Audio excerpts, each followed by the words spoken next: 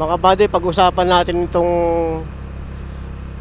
nawawalang beauty queen na isang grade 9 teacher. Ito yung si Miss Catherine Camilon, na kung saan ay October 12 pa nung huling nakakasama ng kanyang pamilya. So hanggang ngayon, mag-iisang buwan na, hindi pa rin nakikita. Then may mga lumabas din na mga CCTV footage na kung saan ay namataan nga yung sasakyan niya di umano. So sa tinagal-tagal ng mga body nitong mga pagkawala niyang ito, sa palagay nyo ba, ano yung opinion nyo dito? Buhay pa kaya siya o wala na? So may na-involve, mayroong isang person of interest, at ito ay isang pulis na kung saan ay hanggang ngayon hindi pa rin nagsasalita. At may mga witness din. Ito nga, may kalalabas lamang na balita na kung saan ay nakita itong si Catherine Camilon na inilipat ng sasakyan nitong tatlong lalaki na na duguan.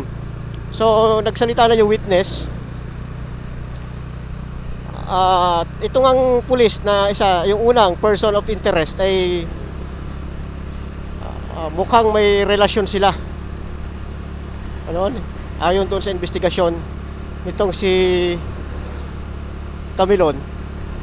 Tapos yung second person of interest na kinasuhan na rin ng pulisya, na kung saan ay yung binilihan ata ng kotse, na ayon nga dito ay yung deed of sale ay hindi niya yung totoong pangalan, yung nilagay sa deed of sale, mga buddy.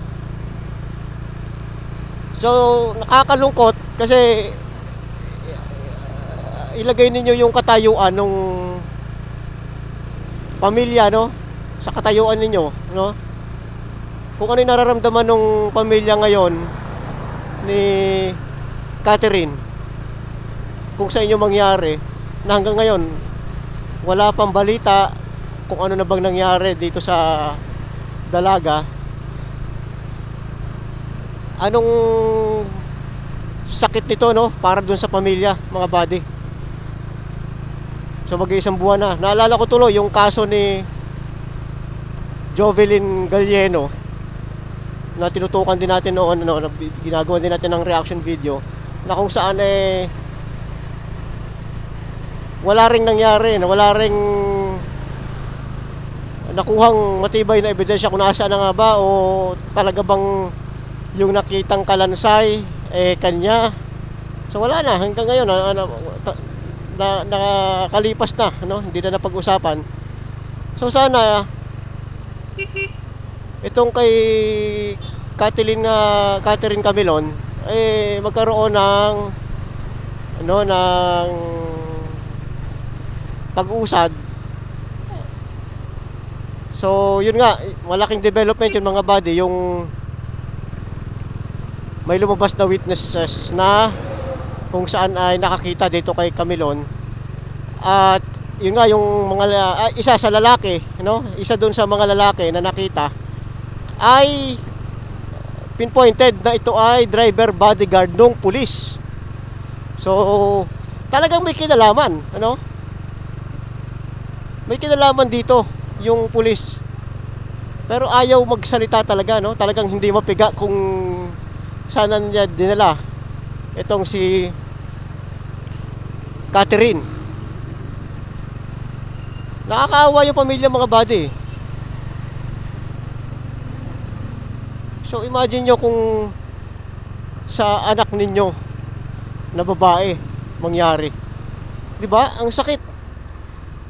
Yung hindi mo alam kung makikita mo pa ba ito ng buhay, kung nasa na ba ito. Wala So talaga nakakalungkot yun. Teka, Lumampas tayo. Lumampas tayo, lumampas tayo.